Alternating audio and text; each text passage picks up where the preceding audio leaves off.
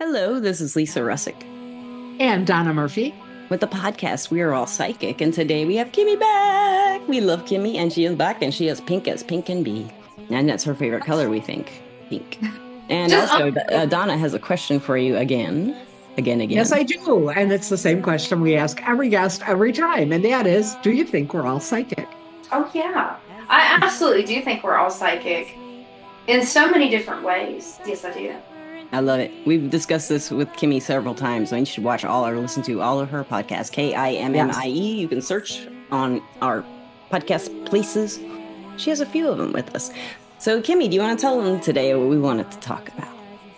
I think that so we planned this podcast, this recording like weeks ago, right?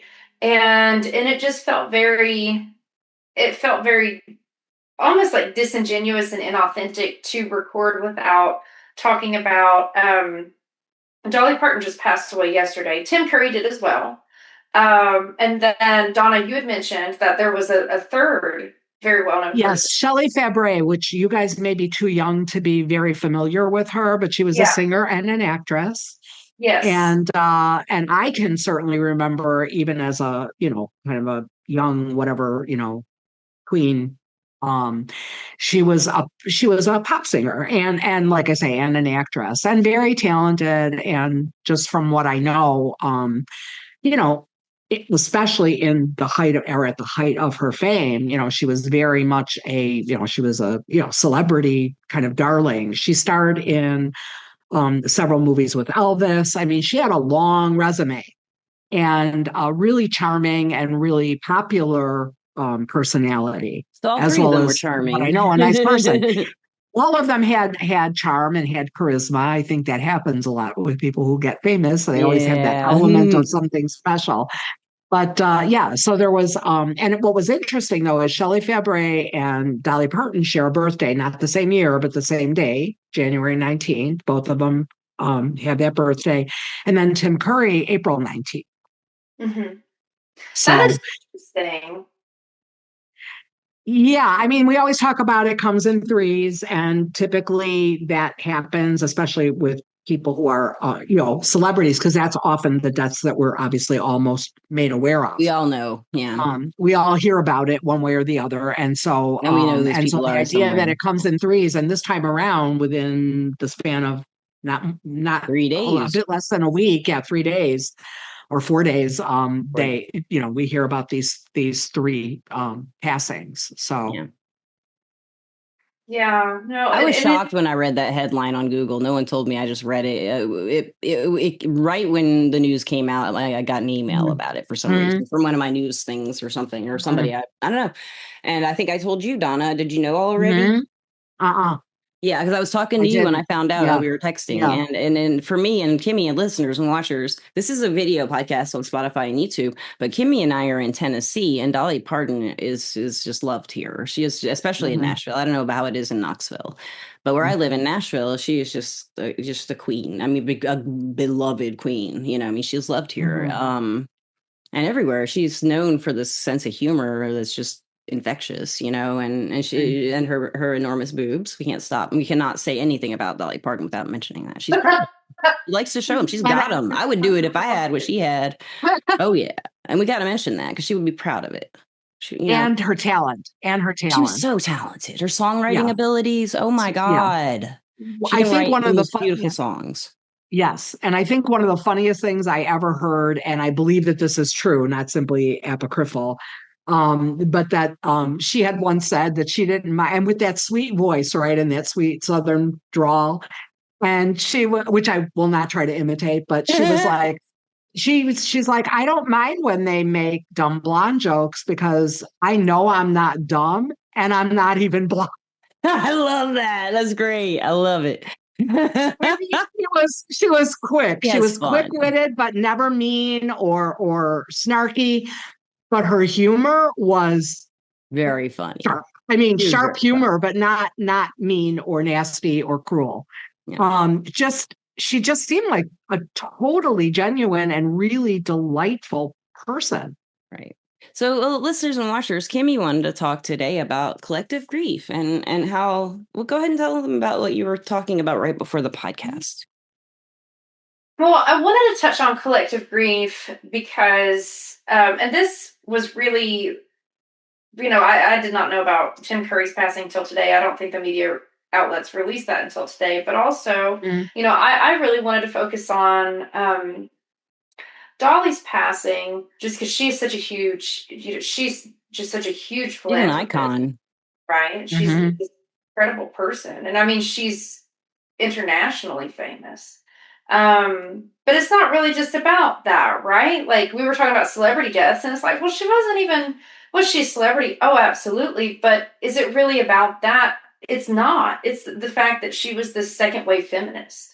It was the fact that she was this person who showed you could be really strong and really funny, as you mentioned, Donna, and feminine and smart and sensual and sexy talented and loving and kind and compassionate and understanding and just a really inspirational person. Totally supported her LGBTQIA plus community. Just this really open person who pursued kindness, right? And she wanted everyone to be open to kindness and everyone to be open to love and for people to really truly love one another. And so it's like, is she a celebrity death? Yeah, but like that's so limiting in what the term sounds limiting for her. Yeah absolutely. And so she was from Sevier County, and that's right next to Knoxville, right? So she shaped East Tennessee, and she's known in Nashville, right? Like she has a home in Brentwood. Everybody knows she has a home in Brentwood. People have been leaving flowers at her gate. Since yesterday, since the news broke.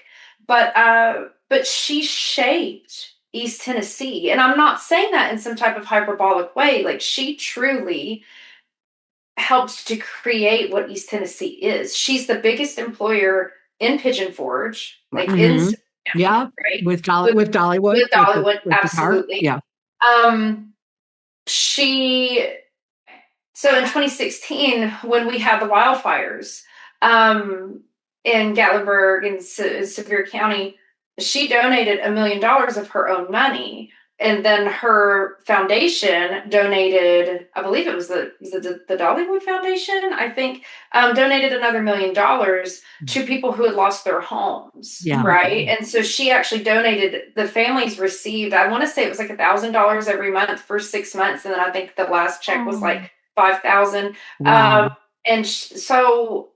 And she was part of the distribution process of actually handing people bottles of water. And she showed up for the victims of Hurricane Helene, that we had a hurricane that came through our mountain towns, which hurricanes are not supposed to do. They're not supposed to happen, right? I mean, how rare. Well, climate change. And so she stepped in. I mean, before FEMA stepped in, Dolly Parton stepped in, right? And so you have this person who was brilliant and beloved and talented. Yes, she was all the things. She was a superstar that was talented and this author and storyteller, right? And this singer and actress and just this incredibly talented woman, but who was also like totally authentic to herself, and she never forgot where she came from. And I think that is so impressive and so respectable that fame did not turn her into someone that she wasn't. Right. It did not paint her in any way. And so I'm really grateful to be in East Tennessee. I know that you are in Nashville and the country music hub, right? And it's just so funny to me to think that she came from absolutely nothing. And she decided that when she, as soon as she got out of high school, she was going to go to Nashville and become a star. And she was determined, but then she didn't just become a star. She became this person that yesterday I was driving in my car, and, that collective grief was so heavy. I cried several times in my car yesterday. And, because I was running around doing errands. Real quick, just explain to the listeners and watchers, they might not know what you mean by collective grief, Yeah, so I was going to get into that. So that the collective grief is just, so if you think about the grief that everybody is feeling all at once, right? It's like a Mhm. fog. It's this just really heavy sadness, this collective grief. And as I was driving around and I was thinking about how awful this truly is, but also like she had a really amazing life and she was 80, right? And her husband had passed Yeah. away. She she just never felt 80. She still feels like she's 30, you know, in my heart. Like looking at her even. She looks, Well, yeah. she was just this timeless I can't even say person. looked, you know. Right. Yeah. It still feels Right. like she's alive. Yeah. Yeah, it doesn't It feel, doesn't yeah, it feel like she doesn't died. feel completely like it sunk It's in. over. Yeah, I exactly. know It that, sunk in. yeah. That's what it is. Yeah. And I think too, a lot of times,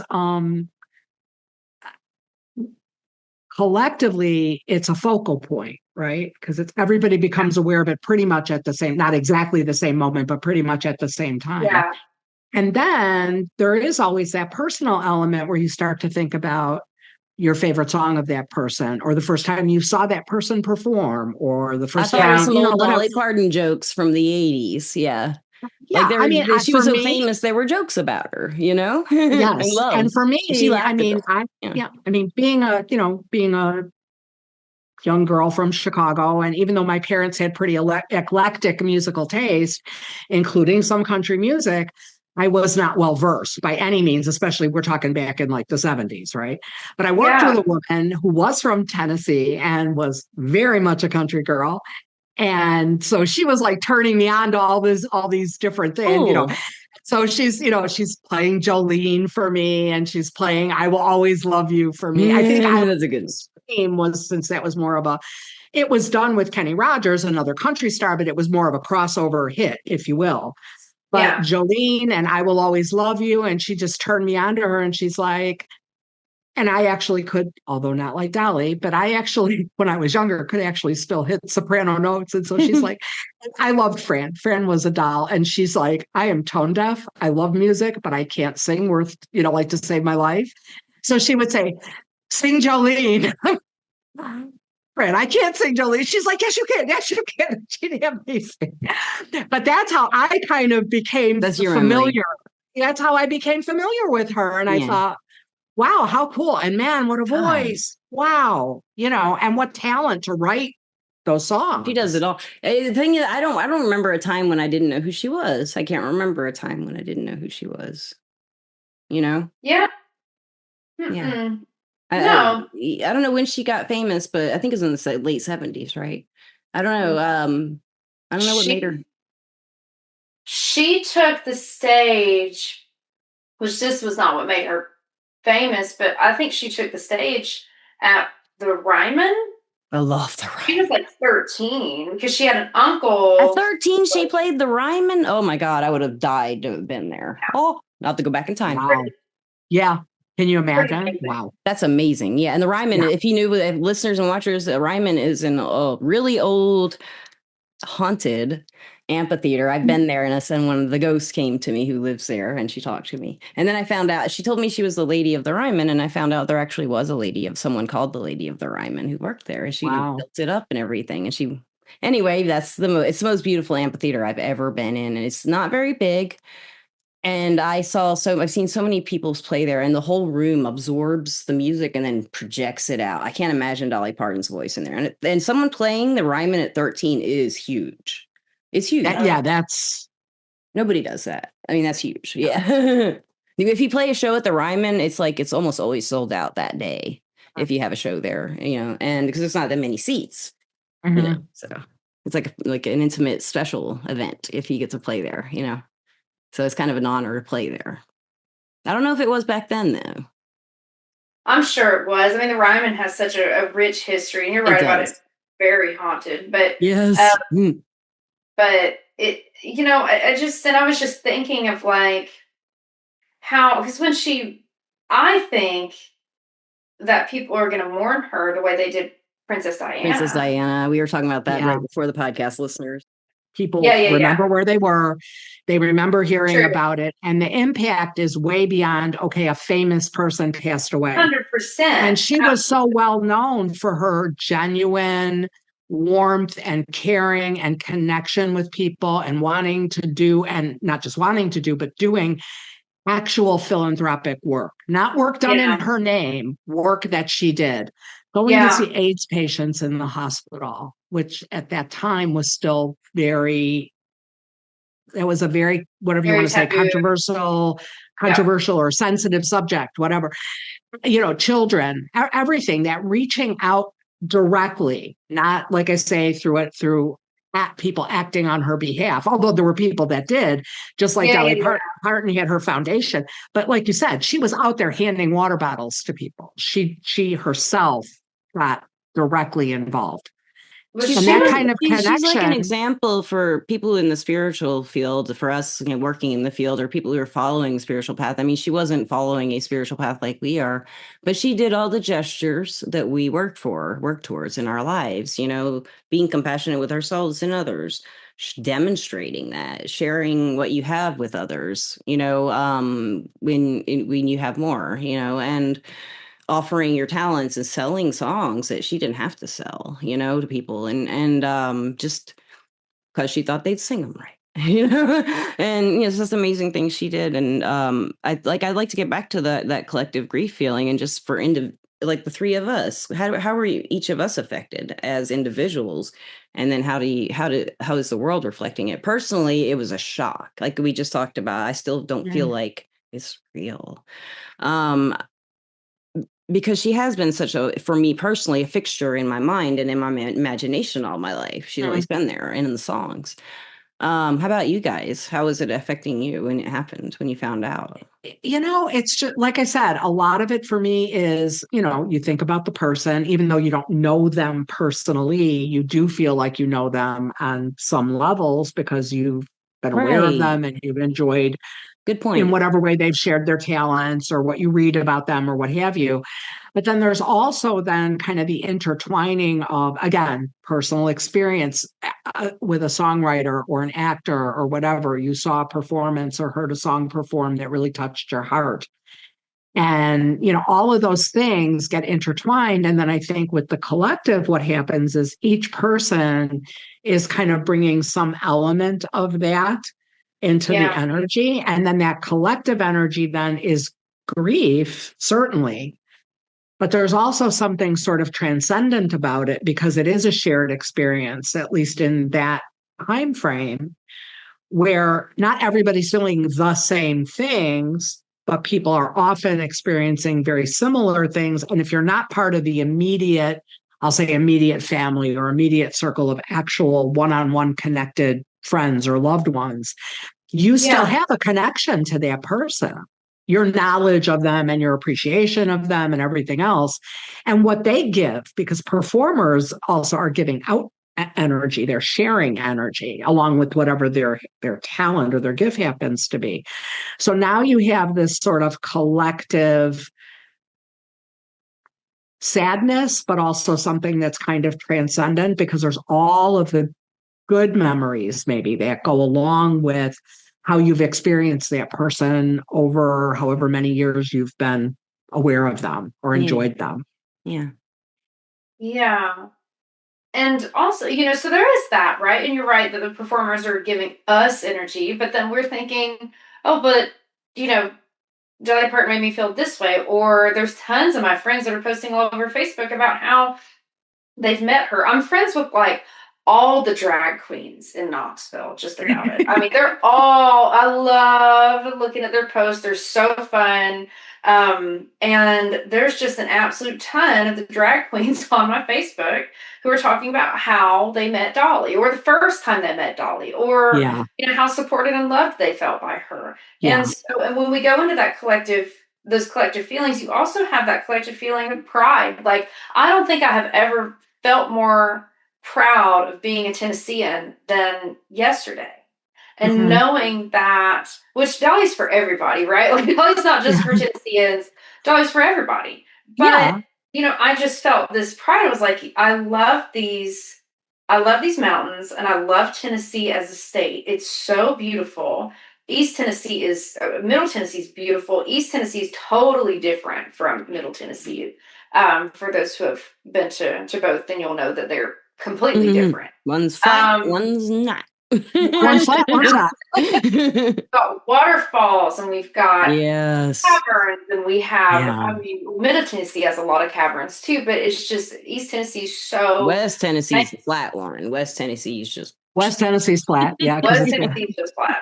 But so, and whenever we talk about like, and I just want to put a note too, about like the spirituality aspect, which, I mean, you know, that was her thing too, is that getting to be who you are and Yes. expressing love in the best way that you can, right? And Dolly was a deeply spiritual person. She was deeply Christian, like profoundly so, profoundly spiritual, and truly lived up to those beliefs, right? Yeah. She Yeah. really on them. And so, And that's the thing, living what you believe, not just Exactly. saying, Exactly. I That's what I'm believe saying by she this. acted them. Yes. Yeah. Yes. Absolutely. Absolutely.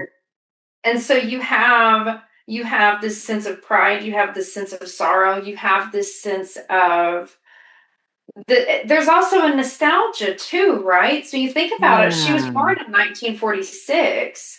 Years Yeah. and years and years and years Right? of Dolly And being you here. think about history, and you think about like, to me, I like to look at things in a way of like, okay, well, how close was that to World War I or World War II, right? Or Yeah. how close was this to I think of The it things going on in the culture at the time. All and the stuff. things that are going on in the world at the time that a person comes Exactly. into it. Yeah. And you just think about the time that she was born, and she really was just such an inspiration. But yeah, so I really felt that collective grief so heavy yesterday. And I had this, I called my friend Nadia, and Nadia's favorite comfort movie is still Magnolias.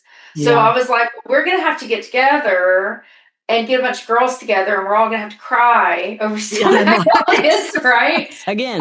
Yes. Like, again, right? And so and she's everywhere. There's murals of her everywhere, all over. Yeah. You know. And so I think that in that collective, you'll feel the collective shift to where it's not just this sadness and this hurt, and this almost like this nostalgia for what was as well. I see what you're saying. Yeah, I feel that too. Yes. Right? I feel that too. But because you've got to think, like, again, if you go back to 1946, she grew up in this area where technology didn't rule, and you still had to like talk to people face to face, and you had to call somebody on a house phone if you wanted to get a hold of them, if they had a house phone, If they right? had a phone, yeah. Not everybody did. Or a At least TV. not then. I mean, Yeah. Or a TV.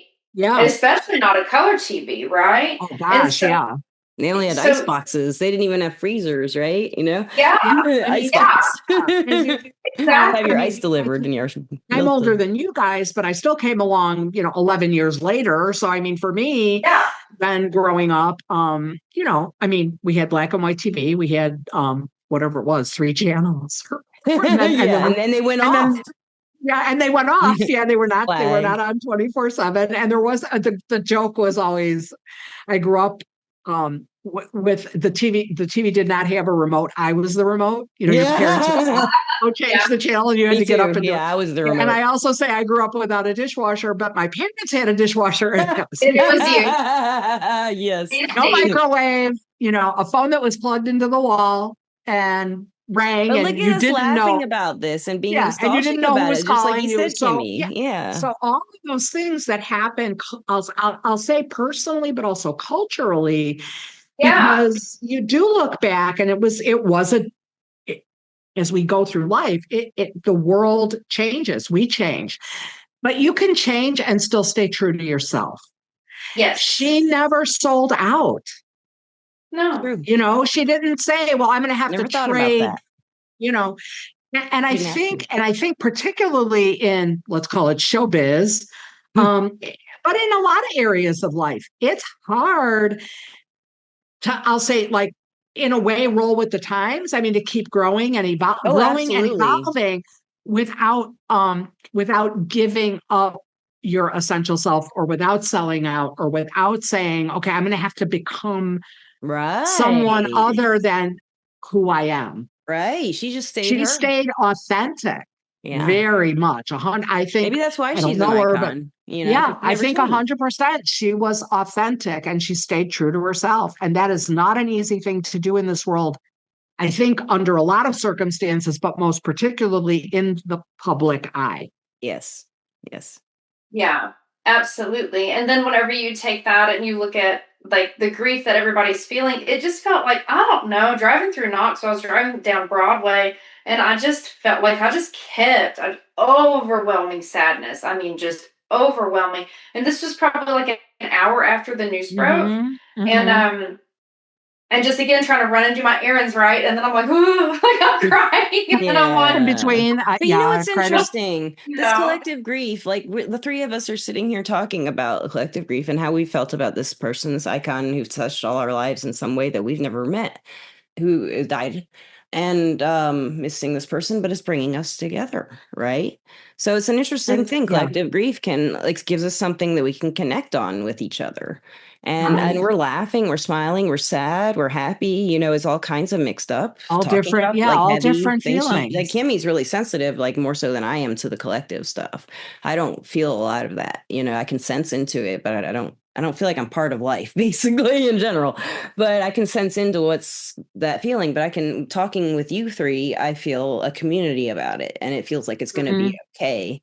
Death in general, you know, overall, that's the thing. We all die. And it does bring people together, because again, it's that focal point, it's that different but similar experience, and the feeling, no matter what else is attendant on it, is that feeling of loss. You know, you've lost something that's dear, that's valuable, that's treasured, and that means a lot. And I think we do believe that you go on after you leave your physical body, you're still not here in this physical plane anymore. We've lost that person in this realm, physical in body this person, 3D world. Yeah. We haven't lost their spirit. We haven't lost their energy in a lot of ways, their music, but they're not, or their legacies, right, or their but they're not here. memories. They're not here. They're not here and now for us on the physical anymore. Yeah. And it is a loss. And I don't think there's any reason to feel that's not okay, or that's not, oh, we shouldn't. I think a lot of people are like, oh, well, you know, they go, you know, the people who pass go on, so don't feel bad. Of course you're going to feel bad anyway. It's okay to grieve no matter what. I think you grieve, you yeah. grieve, you know, you can't help grief, you just feel it. Yeah. Not that no one wants to feel it. But if we can feel grief and talk about it with each other, it really brings a community together, you know, and like we were just laughing, you know, now we're getting sad again. It is like that, but we can do it together. And in the end, it does bring us closer, I think, you know. Yeah. It may be a loss, but it's also a growth, you know, because of the loss. Hopefully. And there's that sharing that I think, and that energy I think is ultimately very healing. Yes. It's affirming in the moment, and then it's healing as time progresses. Yeah. Well, and also I want to touch on something that Lisa had said, that, you know, and yes, we do we all die, right? Like, yes, we do. But also, like, whenever you have someone who's passed, it does really make you look at your own mortality too, because you think of this person who's been immortalized, and really they are kind of immortalized. You're right. Yeah. Well, but I think that we all have the capacity to be immortalized by how we choose to act and treat everybody, right? Like how we choose to treat each other. I think that kindness is immortal, and I think that compassion is immortal, and love, and all of those things. Yeah. And so, death is imminent for everybody. And everybody has their own thing with it. Everybody has their own unique relationship with they're gonna die, you know? Yeah. Everybody has, and the scope obviously isn't going to be the same for everybody. Right. Somebody like Dolly Parton who was known, you know, worldwide. It's different, but every life that anybody touches, and every memory that you've created in someone else of a kindness, of compassion, of a shared experience, of shared laughter, of shared tears, any experience that you've shared with another person that they assuming you predeceased them, that they remember you by, is a form of, again, its own sort of immortality, if you will. Memory is immortality. Yeah. Yes, it is. Never thought about that. Memory is immortality. Beautiful, Well, Donna. And with that, I'd love to ask Kimmie, where can you let the listeners find you? Where can they find you, Kimmie? Do you have a website? Well, apparently in Knoxville. Yeah, she's in Knoxville, Tennessee. Go look for her. Go fight. Like Waldo. She's right. I'm like Waldo. So you can find me at Kimmie Haliburda Psychic.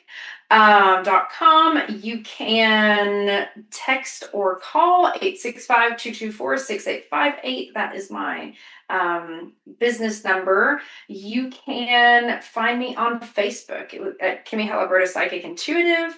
And I don't have a particular business Instagram. I just use my own Instagram. So it's just Kimmie Haliburda. And if you can figure out how to spell my last name, which it's right here on the screen, listeners, if you're watching. Yes, we'll see. It is, and it'll be in the show notes too. It'll be in the show notes too. So, and we have links. We'll have links to these things so we can get. I think we had the links from another one. I can just So, and I'd also like to, at this point, thank our sponsor, Everclear. Everclear is an advice app and website where you can get advice from psychics and empaths so you can get the clarity you need to create the life you deserve.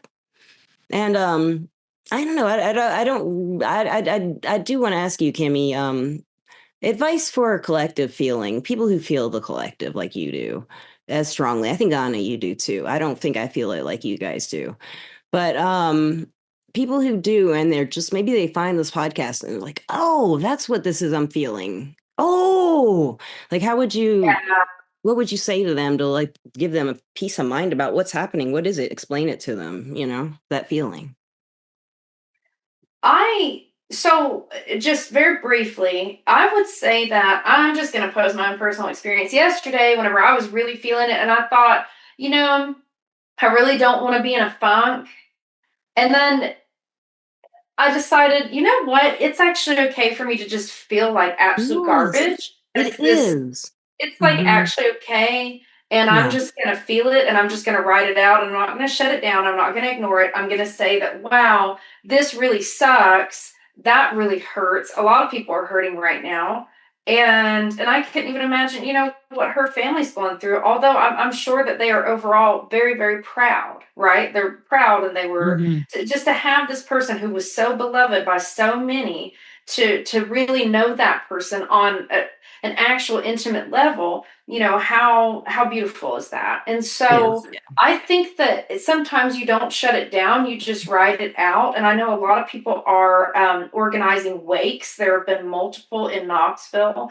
I know that people are leaving flowers at her home. I'm sure that people are sending in cards and letters to her family. I'm sure that there will be memorial services all over the world. I mean, and even when you think about this, as it's not even just her, it's just anytime we have someone who passes, that means so very, very, very, very much to so many people. We've had 3 just this week, as Donna mentioned, really high profile passings, right? And so it's just kind of layered too. When you have that, I think just honor your feelings and really just write it out. And you don't have to shove that down anywhere. I know that I'll say that personally, what I ended up doing was I had bought myself this can of cinnamon rolls like 3 days ago. I love those. With those icing. Yes. But the refrigerator ones, right? That's what I'm thinking of. The refrigerator ones, Pop them and cinnamon and And so I bought myself this can of cinnamon rolls, but these were special because I only eat the organic Annie's brands, because the other ones, sometimes my migraines get triggered. So I will get those specific kind because I know that there's nothing in them that's going to make me sick. So free ad for Annie's. And I was like, I'm going to eat a cinnamon roll while I sit and watch the X-Files, because nothing heals me like. I know you love the X-Files. You mentioned it before. Oh, God. 1993 David Duchovny is like, oh my goodness. I know. But I'm there with you. Well, and the Jelly, truth is in there.